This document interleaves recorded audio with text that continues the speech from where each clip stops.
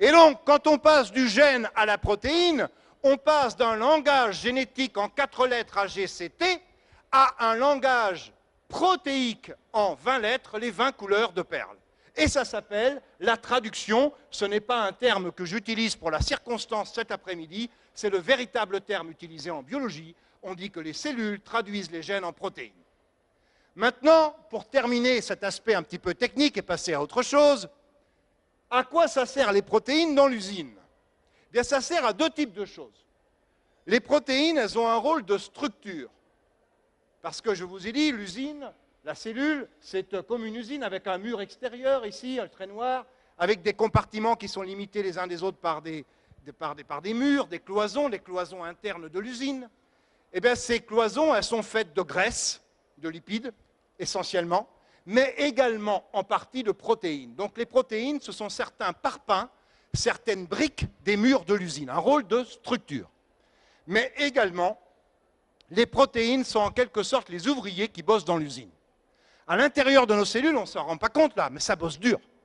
Hein, ça bosse dur, je veux dire, même pour les gens qui dorment, ça bosse en ce moment. Donc, je ne vous en veux pas, hein, c'est tout à fait normal, en plus c'est un peu technique, mais tout à l'heure ce sera un peu plus... Donc, mais je ne voulais pas dire que c'était vous, mais c'est madame là. Voilà. Eh bien, effectivement, pendant que là on ne s'en rend pas compte, même pendant qu'on dort, etc., ça bosse dur. Et il se passe plein d'opérations à l'intérieur de nos cellules, d'accord? Donc des réactions qu'on appelle des réactions chimiques, mais qui sont des réactions qu'on dit biochimiques. Eh bien, ces réactions sont catalysées par des catalyseurs. Ces catalyseurs biologiques, vous en avez tous entendu parler, ce sont les enzymes. Eh bien, les enzymes, ce sont des colliers de perles, ce sont des protéines. Tout ce qui se passe dans nos cellules, c'est catalysé par des protéines, etc. À la surface des cellules, on a des protéines là qui vont permettre à la cellule de ressentir la présence de sucre, de ressentir la présence de sel, qui vont permettre aux cellules de communiquer entre elles. Eh bien, ces protéines, ces molécules, qui sont des récepteurs ou des communicateurs, ce sont des protéines. Donc, pour résumer tout ça, on pourrait dire qu'un organisme vivant, c'est une usine quand il est unicellulaire, c'est des milliards d'usines empilées les unes sur les autres pour des organismes complexes comme nous, les animaux en général, les plantes. Dans chacune de ces usines, il y a des chaînes de montage et de démontage, ce sont les processus biologiques. Sur ces chaînes de montage travaillent des ouvriers, ce sont les protéines, et le secret de fabrication des ouvriers est contenu dans les gènes, qui eux-mêmes sont dans les chromosomes, qui eux-mêmes sont enfermés dans une pièce de l'usine qui s'appelle le noyau.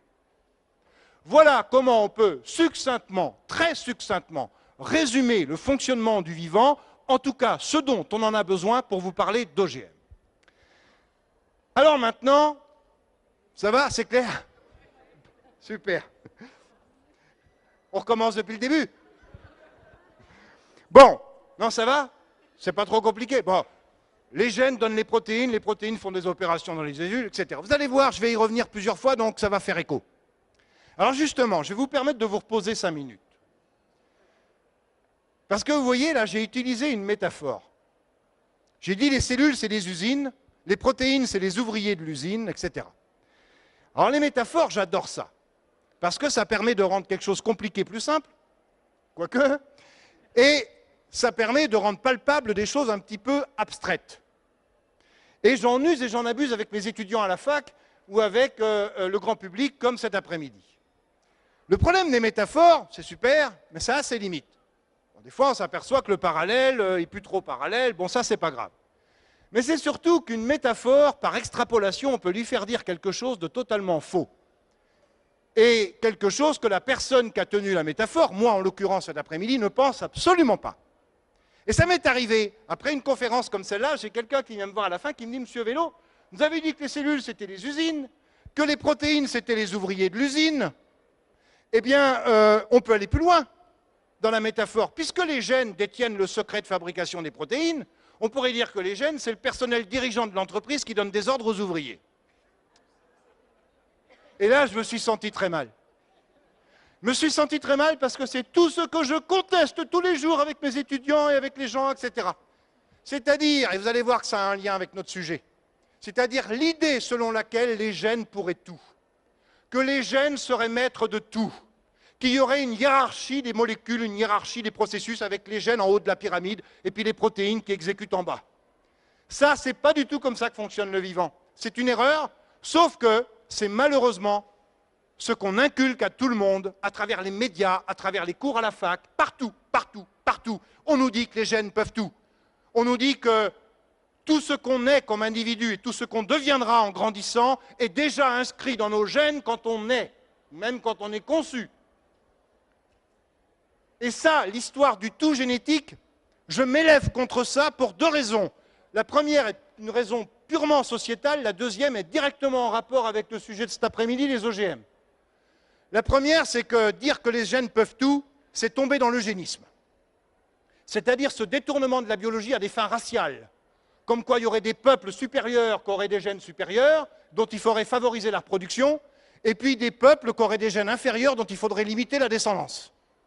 Eh bien, n'oubliez pas qu'au siècle dernier, au début des années 1900, tous les généticiens, tous les médecins étaient à quelques rares exceptions près tous eugénistes. Non pas qu'ils étaient tous fascistes ou racistes, ils étaient souvent sincères, persuadés qu'il y avait un gène pour tout. À l'époque, on parlait même du gène de la pauvreté. Pas de bol. Vous pouviez toujours travailler plus pour gagner plus, ça ne marchait pas. Vous aviez le gène de la pauvreté. Et puis ils étaient sincères parce qu'ils étaient persuadés que c'était le rôle de médecin ou de généticien de veiller à la bonne évolution de l'espèce humaine. Sauf qu'un siècle plus tard, on pourrait dire, c'est dans les livres d'histoire l'eugénisme. Pas du tout. On a entendu parler il n'y a pas très longtemps, souvenez-vous-en, c'était dans une campagne électorale. Pas la dernière, pas l'avant-dernière, celle d'avant. Mais on en entend encore régulièrement parler. On a entendu parler du gène de la pédophilie, du gène de l'homosexualité, avec d'ailleurs un amalgame entre les deux, du gène de la délinquance, comme quoi on peut détecter un futur délinquant au berceau. Pareil, les parents, pas la peine de l'éduquer, le petit, de toute façon, il sera délinquant. Il crèvera les pneus des Mercedes puisqu'il a le gène de la délinquance. Ça se voit dans le berceau. Je ne sais pas pourquoi on ne les a pas arrêtés tout de suite. Mais bon, j'ai entendu parler sur France Info il n'y a pas longtemps. Oui, personne n'est parfait. J'écoutais France Info au petit déjeuner. J'entends parler du gène de l'intuition. Ça doit être un gène féminin. Je ne sais pas qui a démontré que l'intuition était d'origine génétique, mais vu la complexité du phénomène, on imagine que si c'est d'origine génétique, il n'y a pas qu'un gène derrière, etc., etc. Puis écoutez, dans les infos, toutes les métaphores qu'on utilise, ils en utilisent des métaphores avec l'ADN, les Pujadas et autres, et tous les médias, etc., les apathies et les machins. Mais ils nous parlent de l'ADN d'un parti politique, de l'ADN d'un syndicat, de l'ADN d'une association, de l'ADN d'une entreprise. Ça fait partie de l'ADN de l'entreprise, le paradis fiscal. Bon, voilà, c'est comme ça. Ou le parachute doré. C'est dans l'ADN, on ne peut rien y faire, c'est écrit. Vous voyez, on nous matraque sans arrêt avec ça, mais ça va très loin, ça va très très loin. Je ne sais pas si vous vous souvenez, mais il y a quelques années, on a découvert des cellules fossilisées de mammouths. Et dans les cellules fossilisées, il y a les chromosomes intacts. Et là, on nous a dit, super, on va cloner un mammouth. Ah bon? Comment on fait pour cloner un animal? On prend un ovule, on enlève le noyau qui contient les chromosomes maternels et on remplace par un noyau de la même espèce qu'on veut cloner. Donc si on veut cloner un mammouth, il nous faut un ovule de papoute. Et ça, on n'en a pas. On nous a dit, c'est pas grave, on va prendre un ovule d'éléphante. Et ça va faire un mammouth? Oui, oui, non, non. Oui, non, oui, non. Ça ne fera pas un mammouth. Évidemment que ça ne fera pas un mammouth. Ça fera quelque chose entre l'éléphant et le mammouth. Mais vous voyez ça, c'est extrêmement grave. Moi, j'ai la chance d'être étudiant en biologie. Je dis la chance parce que j'ai 75% d'étudiantes. Je ne suis pas con, je n'ai pas fait physique, c'est le contraire, il y a 80% de mecs. Et je dis souvent à mes étudiantes, peut-être que parmi vous, il y a des militantes féministes. Eh bien, le premier combat féministe, c'est celui-là. C'est sauvons l'ovule. Parce que prétendre faire un mammouth avec un ovule d'éléphant, c'est la négation de toute l'hérédité féminine. Or, l'ADN, il n'est pas que là-dedans. Il y en a aussi là-dedans. Ça s'appelle des mitochondries. Eh bien, ça, c'est transmis uniquement par la maman. Parce que le spermatozoïde, c'est juste un noyau avec un flagelle derrière qui pousse. Et le noyau, il apporte les chromosomes du papa, mais il n'apporte pas de mitochondries. Les mitochondries sont apportées par l'ovule. C'est une hérédité maternelle. Donc quand on dit qu'un enfant a autant de l'hérédité de son papa que de sa maman, ce n'est pas vrai. Il a plus d'hérédité de la maman. Eh bien, c'est une négation de l'hérédité féminine, c'est un déni de connaissance, et on nous dit, qu'on est capable de faire un mammouth sans sourciller avec un ovule d'éléphant. Vous voyez jusqu'où ça va le tout génétique. Et alors, en quoi ça a un lien direct avec les OGM? Bien, vous n'êtes pas sans savoir que depuis des décennies, et pas seulement en France, et pas seulement en Europe, les gouvernements successifs, indépendamment de leur couleur politique, se sont déresponsabilisés dans le financement de la recherche. Et donc aujourd'hui, quand on veut avoir des sous pour travailler, eh bien, c'est des appels d'offres publics-privés. Alors je ne dis pas qu'il n'en faut pas, sauf que c'est devenu la règle. Et aujourd'hui, ça veut dire qu'on a des financements privés qui font fonctionner des labos qui devraient faire de la recherche publique. Mais le problème du privé, et c'est normal, c'est qu'il a besoin de retour sur investissement, et si possible rapide. Et pour assurer ces retours sur investissement, bien, il dépose des brevets pour protéger son activité. Mais quand l'activité s'appelle la biologie, le brevet s'appelle un brevet sur le vivant. Et comment on dépose un brevet sur le vivant? La machine, on comprend, elle a été inventée par un mec qui veut la protéger, il met un brevet. Mais sur le vivant, qui c'est qui a inventé le vivant? C'est pas lui, ça existait avant. De quel droit mettre un brevet sur le vivant? Eh bien, on part du principe que l'ADN est le chef d'orchestre du vivant. Et donc, si on agit sur le chef d'orchestre, on change la musique, on change la partition, et on devient propriétaire de la nouvelle musique et de la nouvelle partition. Et ce n'est pas un hasard s'il suffit de bidouiller un gène dans une plante pour devenir propriétaire non seulement du gène bidouillé, mais de la plante tout entière. Et mieux que ça, si une plante OGM contamine par le pollen la plante du voisin devient de fait propriété du semencier. Parce qu'on a récupéré le gène modifié par l'homme. Vous voyez? Ce sont ces mêmes personnes qui vous disent « Mais les OGM, on ne fait rien d'autre que ce que fait la nature ». Ah bon? Alors si c'est la nature qui le fait, pourquoi vous êtes propriétaire de la plante? Ah ben parce qu'on a mis une plus-value en faisant la modification que la nature n'aurait pas pu faire.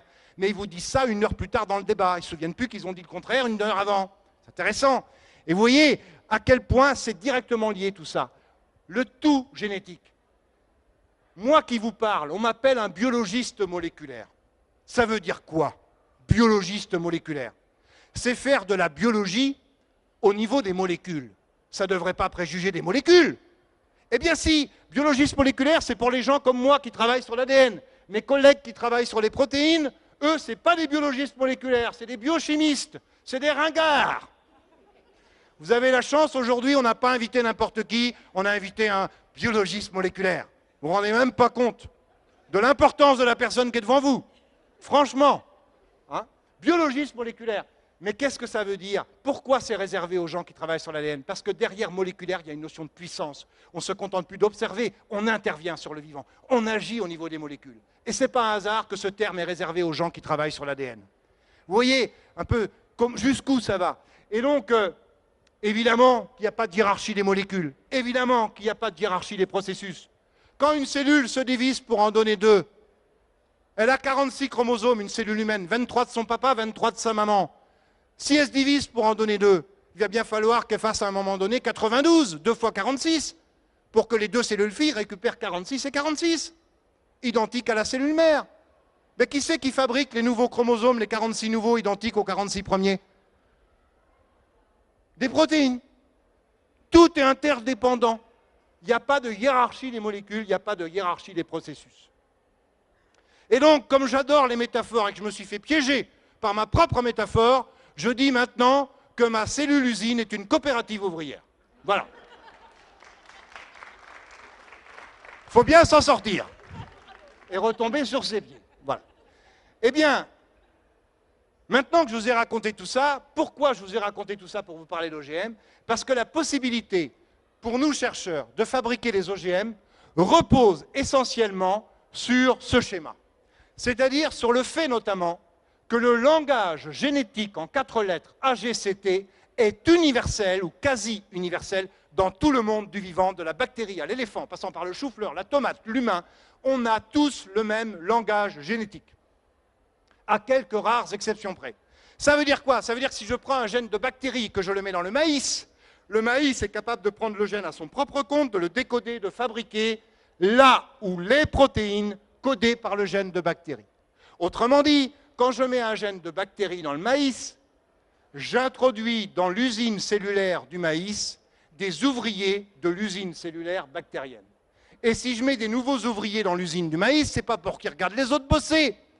C'est pour travailler eux-mêmes, ils vont participer à des nouvelles chaînes de montage et de démontage qui vont alors conférer des nouvelles propriétés au maïs, on dira que ce maïs